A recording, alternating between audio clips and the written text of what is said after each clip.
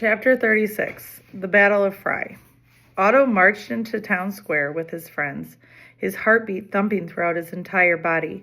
Time Star was at his side, as was Petey. Anna Archie and her dad backed him up, along with Petey's mom, because Mrs. Thunkle wasn't letting her love bug go fight a time war without her. Father Time and Game Time, and the Second Guessers, and the Minutemen, and Dr. Medina, with a pack of assorted animals who all seemed to, oddly, follow her every command, were present. Mr. James brought his smoker and grill to the edge of the square, his thinking, y'all gonna be hungry after all that fighting. I love Mr. James. If they were still capable of eating. A single shot from Mr. Flux's camera could freeze them all, so Otto made sure to approach the clock tower from an angle where they could be seen from some high window, easy targets. The closer they got, the more Otto understood that Mr. Flux had no intention of fighting at a distance. His clock watchers, dozens upon dozens, spilled from the tower, filling the square, meeting them head on. Then there were the time-suck beasts. While the friendly one they'd left grazing by the Eternal Creek now roamed with Otto and friends. At least 10 more were under the command of Mr. Flux's army, their duckbills raised high and their frightening honks echoing all through Fry. The last and biggest time-suck clambered down from the clock tower with Mr. Flux himself stuck on its back like a tick. He was not alone. Sheed rode with him, though he didn't look much like Sheed, dressed in a black suit and hat that matched Mr. Flux's. Pause. Okay, so the way that I'm picturing this battle is like the battle in Endgame for the Avengers, if you've ever seen it, just like the squaring up. So just make it a note, square up. Otto had feared his cousin was being tortured or was time frozen. This was worse. Confident, really just smug, Mr. Flux rode his time suck to the front line, facing off with Otto. Only a 30-yard gap and a statue of Fry's founder, Fullerton French fryer, separated them. Raising his hand, Mr. Flux silenced the rowdy rumbling up from his troops, who had to outnumber Otto's army 3-1. Mr. Flux halted his time suck, then stood tall on his back, like when Sheed stood on his bike seat while it was still rolling, nearly giving Grandma a heart attack. Underline, love it, love the line, love the picture, love the imagery. He surveyed Otto's troops, basked in his supremacy. Welcome, everyone. I'm glad you're here. It gives me such great pleasure to accept your surrender in person. Time Star gave a go-ahead nod. Otto cleared his throat and said, "We want you to unfreeze time, then leave. You're not welcome in Logan County." "But I like it here. I've made new friends. Isn't that right, Rashid?" Sheed rose to his feet, much more wobbly than he did the bike seat trick, but managed to find his balance next to his new twin, Mr. Flux. Both of their hats slanted in the same eerie manner as Sheed said, "Yep." Lean Ellison did not take it well. "Sheed, what do you think you're doing? You're going to fall and break your neck. Get down here. You belong with us." "No, dear. He belongs with the winners." Mr. Flux raised the camera, aimed it at Otto's entire crew. "I'm going to give the smart ones among you the time it takes to run from your side to mine before I press this little button and turn you all into monuments like Fullerton French fryer here. How's that?" Sheed tapped Mr. Flux's shoulder. "Yes, Rashid?" Sheed swung a swift roundhouse kicked into Mr. Flux's groin. "Oh!" I kicked him in the nuts. Flux oofed, clenched his knees together, then toppled sideways on his furry steed's broad back, accidentally firing off a camera shot that froze a time suck and several members of the Flux army to his immediate left. Flux's time suck was startled by the flash. It shuffled side to side, knocking down nearby clock watchers. Still, Sheed remained on its back with The stunned Mr. Fluxen shouted, "Dude, that's my cousin down there. I'm always picking him over whomever. Or, I'm sorry, over whoever, no matter how big a jerk he is." Oh, family first. Theme. "Thanks, Sheed," Otto shouted back. "I think." Cheers erupted from Otto's army. Otto yelled to Sheed, "Get the camera!" To everyone else, "Charge!" Sheed bent over Mr. Flux, snatching at the camera strap. The kick didn't keep Flux down long. His arms stretched, and he grasped the time suck's tail, yanking himself away from Sheed's grasp while aiming the camera at him. "Oh, no, you don't!" Time Star hurled a mousetrap provided by Archie's hardware store. It cartwheeled end over end, snapping onto Mr. Flux's shooting hand. He yelped, firing another inadvertent camera flash, catching a few of Otto's second guessers. The short and stout clock watchers shouted, "Crud!" in frozen unison.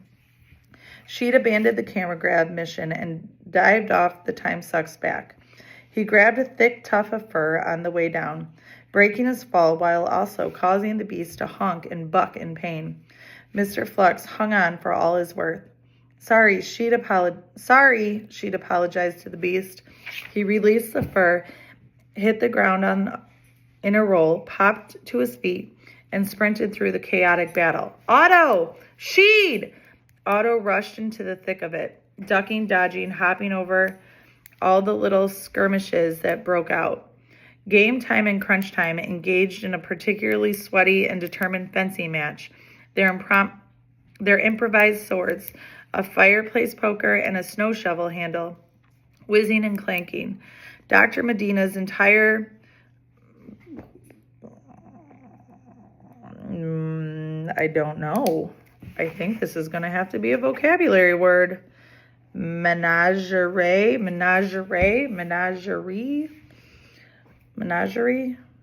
of animals, dogs, cats, snakes, and wild-eyed goat, even a quartet of guinea pigs, launched coordinated attacks at her prompting. The veterinarian barked, and the dogs fell on a squadron of business hours, chewing through their briefcase and shiny leather shoes. Switching to meows, she directed the cats in a stealthy flanking attack. The goat battered a clock watcher that made a swiping grab at Otto. The guinea pigs used Otto's head as a springboard, flinging themselves at a large time suck's eyes. She'd caught a glimpse of his cousin through the melee and did what he could to assist the combatants as he attempted to reunite with Otto. Some well-timed tripping and shoving helped sway a couple of small fights. The battle raged in every direction, though. As part of a two-pronged attack, PM flashed around various assailants at high speed, leaving mirrors confiscated from Mrs. Nadraz stuck in midair. Having been instructed by Otto,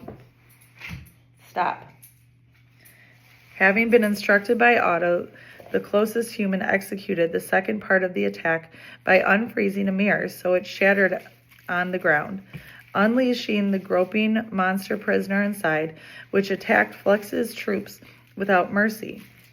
Lena Ellison made her way to the top of the founder's statue, where she flung what looked like small frisbees from her tool belt.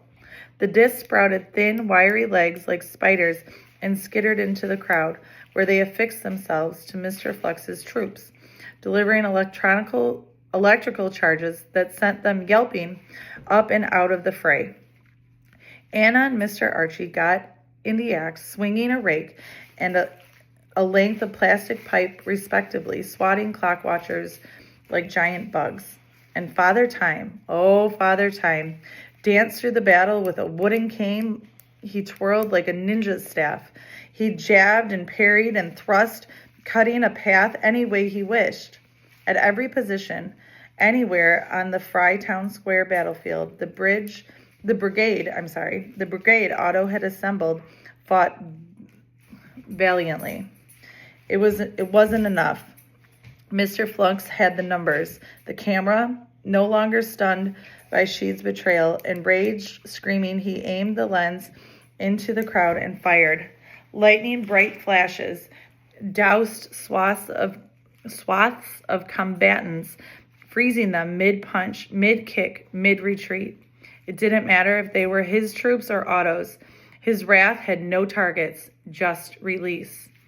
Sheed kept pushing his way to Otto, seeing the residual camera flashes from the corner of his eyes like quiet lightning in a distant cloud. Lean spotted him from her statue perch, took a moment to cutesy wave at him, then cupped a hand to her mouth. Wiki! AM! Now! In a blur, Wiki Ellison appeared next to her sister, dropped off by the speedster Golden Hour, who'd already zoomed away. She'd stopped at the statue base and watched the sisters bicker as usual. Lean said, "Where is it? You didn't hurt it, did you?" "It's been chasing me all over town," Wiki snapped. "It's coming. I have a little faith." She'd yelped up, "Hey, what's the plan?" Wiki said, "Get to Otto. We're good here." More flashes popped. More fighters on both sides were frozen and out of the fight. If they didn't do something about Flux soon. "Go," Wiki insisted. "He needs you." She'd left the girls, kept pushing through the crowd. The ground vibrated in many earthquakes. What was happening? Otto leapt over a mere tentacle and one of Dr. Medina's snakes as they slinked toward a terrified Flux fighter and wrapped his arms around the startled Sheed. "You're okay," Otto said, soaking Sheed's suit coat with sloppy tears. Oh, Sheed hugged back. "Why are you crying? I thought legends didn't do that." "I'm amending our rules." The ground shook more powerfully, knocking the boys off balance. Sheed said, "I don't know if we're okay yet." "What is that?" "Maneuver number 74. Sheed shook his head. "A new maneuver?" Otto grinned. "Yup. Bring in the robot." Over his shoulder, Sheed spotted a chrome dome. "Hey, the robot. The robot."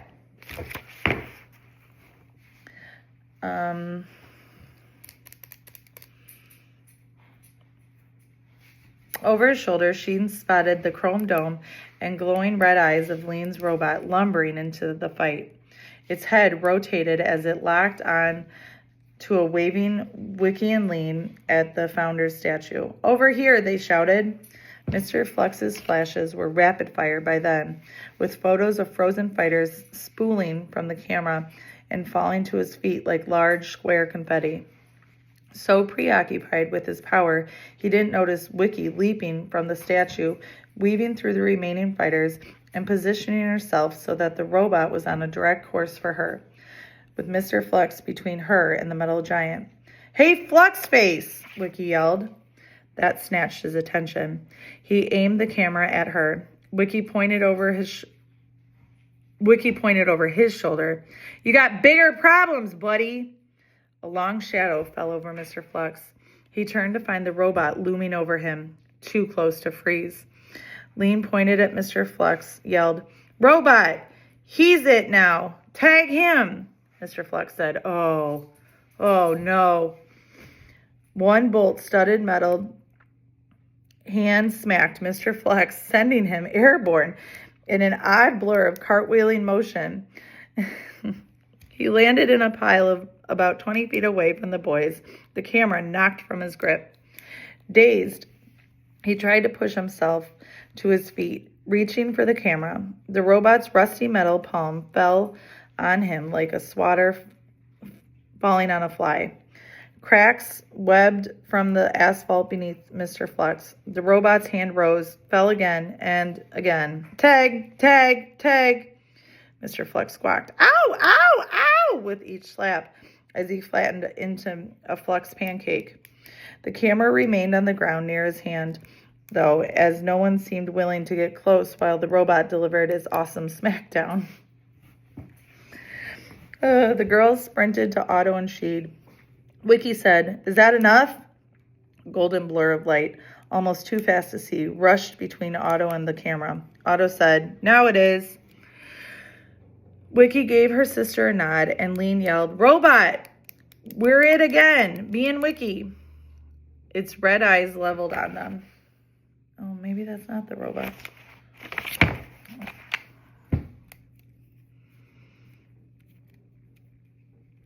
Its red eyes leveled on them. "We're going to lead it away. It's your show now," Wiki told Otto on the run. She shouted over her shoulder, "Don't mess it up!" Funny. Lean said, "Bye, Sheed." The Epic Ellison girls exited the battle, their rogue robot in pursuit, their part of the maneuver complete. The rest is on us, Otto thought. Come on, time to fix the day. He whistled, calling over the friendly time suck, though not fast enough. The recovering Mr. Flux's limbs and torso retracted quickly from his smushed flapjack form to something resembling a human. He whipped his stretchy arm toward his lost camera, reclaiming it. "Octavius and Rashid, I think you two need a break." He aimed, fired. The flash blinded the world.